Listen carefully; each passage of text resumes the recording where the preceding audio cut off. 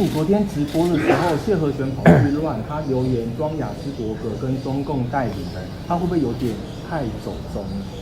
对啊，我今天我问说，怎么一回事？不过我俩一向我们都很友好的，不过我想我会找我们的朋友去跟他关心一下。他这应该是因为毒品的关系。不要随便猜啊，这个，我觉得这样的，有时候我跟你讲，真正的好朋友不会因为你讲一句话，然后就会随波起舞，不会的。我觉得我们找那个我们的朋友去跟他关心一下。那你还是把他当成病人吗？哎呦，外公哦，这个不要，像这种问题就是不要回答。那他的党籍问题怎么处理？还是继续留在民众党吗？对啊，这个也不要这个老实讲，你一讲哦，我还发现哦，我们好像目前还没有那个什么退党办法，你知道？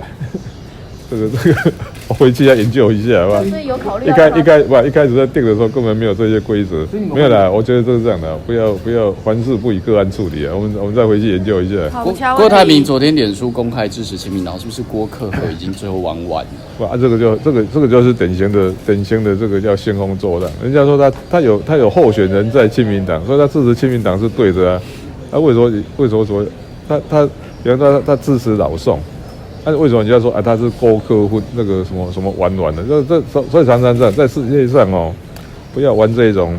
我的态度啦哦，不是敌人都是朋友，我才不会像你们不是朋友都把人家当做敌人。但是他的高虹安在你这但是他的高虹安在你这对啊，所以说我都从来不担心这种事情。那你这2天有增加，是因为王献吉案警力有去做一个检讨？不是啊，因为这警政署一般哦选举到的，你知道他们警政署有统一的规格啊，所以这个不是王献吉的关系，这是因为选举到的。